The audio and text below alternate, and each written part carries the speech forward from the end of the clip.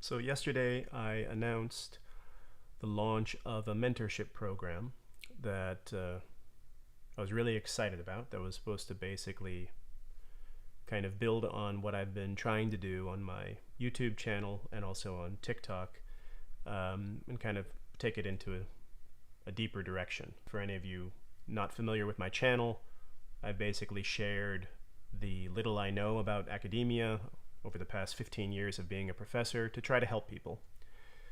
Sorry, I'm a little emotional right now. Tried to share basically everything that's worked for me, everything that has failed. The cover letters that helped me get jobs or grant applications that helped me get grants, but also things about failing my orals examination or what have you. And it's a small channel, make no claims about the size of the channel, but in terms of reach, somewhere in the order of, I don't know, somewhere in the order of hundreds of thousands of people have watched it, and by and large, the response is that it has been helpful.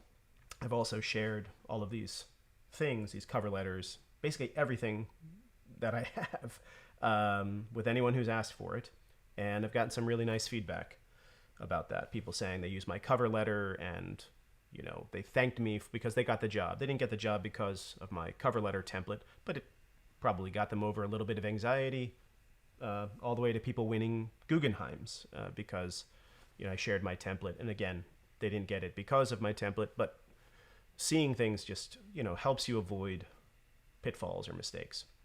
So I was like, this is cool, and I'd like to do more. But I also know really well my own limits, and I've experienced burnout on many occasions. I've tried to talk about that in my videos, and I wanted to do things a little differently this time. So for any of you who know the kinds of things I've done, back in 2010, I launched this thing called Dissertation Reviews, and when it reached its peak, it was we had like 30 editors working in 12 different countries. We were reviewing thousands of dissertations, and we were doing it on a budget of $200 a year and all voluntary labor. My own labor, all of the editors, all of the reviewers, everybody. And the spirit was great. It was, if anyone knew DR at its height, I think you'd admit that it was helpful. But then came the time to say, like, okay, how do we hand this to another group of people to do? And anyone that we showed the amount of work that we were all doing for free, for nothing, yes, for nothing. I'm saying that because of this this Twitter fiasco that I'll talk about in a second. He tried to hand this off to someone else, and then they looked at it and said, "Are you out of your mind? There is no way in the world that I can that I can do this." And so just like overnight, we just had to turn the lights off. And got all of these, emails and questions and, things like, why isn't there? What's going on? What's going on? What's going on? What's going on? And the truth of the matter is that we were publishing things that journals out there charge, whatever associations charge, annual fees, reasonable annual fees, grade 8, graduated by, if you're a student or a grad student or adjunct or full or whatever, income level based, whatever, all the different models. But that's the kind of stuff we were doing for nothing. Yes, it increased our reputation. Yes, there's social capital. But for the fact of the matter is that publishing books increases your social capital. And so be it. Running a conference does so too, et cetera, et cetera. So it collapsed, and because basically we needed help and we had no funds to do it. We had no editing funds. We couldn't hire anyone to help us, and so we basically collapsed under our own success. And the stuff I'm doing now is nowhere near as big in terms of viewership or the kinds of activities or things. But I've been around long enough to know that things get really fast. Things can get really fast, really fast. They can accelerate. And so I was hoping to do something different this time. And, I was talking a lot with friends and colleagues. I won't mention anyone's names, but I was like, how can I do this? I need to hire some video editors, or maybe someone to help me with the website, or just pay for my website. I don't want to use my work stuff, so I need to get my own Zoom account. So how to do this? And I want it to be completely accessible. That's why I've been using the platforms I've been using this entire time. So I thought, okay, $1 for the whole thing. That's 2/100ths of a cent, I think, a day or something of that nature. Anyway, or 1 divided by 365. And I was like, okay,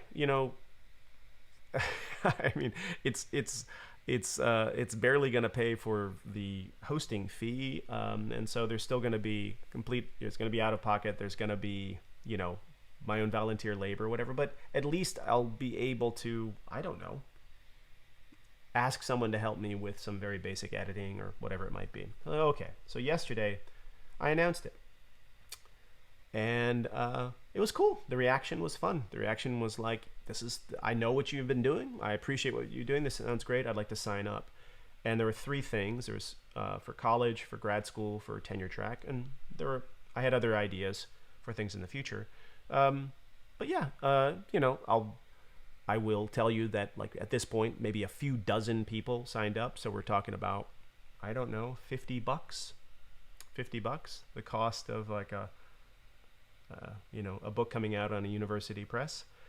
And then this morning happened, and I was tagged in a tweet by someone I deeply admire and who I thought kind of knew what I was about and respected me enough to give me a sort of benefit of the doubt. I don't know, but this is what it said. If you're a senior prof at an elite school, I'm at Stanford, monetizing tips and hints for how to succeed in graduate school at this moment, no less, is not the way. Disappointed, and then tags me.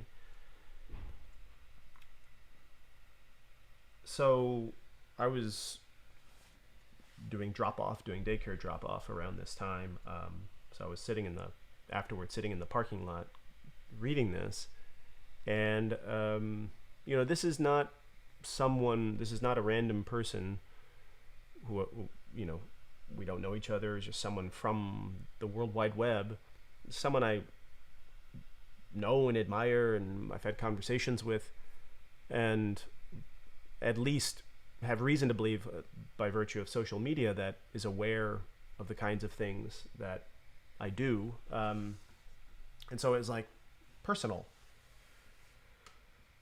So I responded, hi, I'm really sorry to see this, but I understand. I wish you had posed this as a question instead of a conclusion, if you'll allow me to respond. And then Twitter kind of messes with the thread, but in essence, I just said, what I said at the beginning of this video, which is the goal here, and even the basic economics of this, is not monetization of tips and tricks. It is, I don't know, it sort of leaves me at a loss. And just one after the next bad faith comment, which then was accompanied by various likes, and I was kind of looking at who was in the group, and some were I could have predicted, and others were like people who I also deeply admire.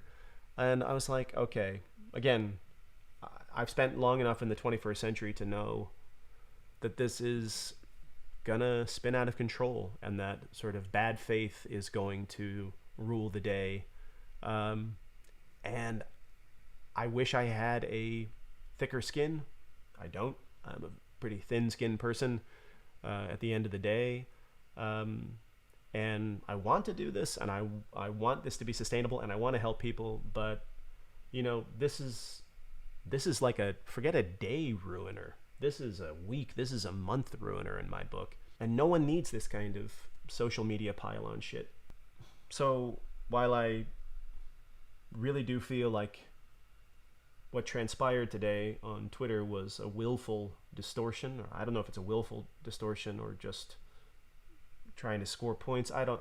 Social media, it's hard to know what people's motivations are. But yeah, I can't do this. So I am going to try to find another way. another way to make this sustainable, but I also need to kind of take a pause, take a step back, and see whether or not it's viable. If it is, then I'm gonna do my best to keep trying to share thoughts or advice or experiences because I think they're helpful. And if not, then I think I'll need to maybe step back from making videos. But something I'll say, because it really matters to me, is if I were the type of person who saw the things I do for their kind of monetary potential, then there would be ample evidence of that all over the place. Dissertation reviews is something that one with a completely different set of values would have done something utterly different with. And even there are models out there for, you know, review journals and newspapers and magazines. And I know we want all of this shit for free, but you can't have all this shit for free and talk about unpaid labor. You can't do it. Fuck. Well, I have a lot of emails to write. I'm going to be sharing this video with those of you who did subscribe yesterday and today, and just, you know, issue a refund for your $1, and, you know, try to take stock about what might be next. I do want to be of help to you, and I hope the videos that I've done, you know, thus far have been, in case this experiment doesn't continue, but hopefully I can figure out a way. But I just don't need this shit in my life. So I will see you maybe in the next video.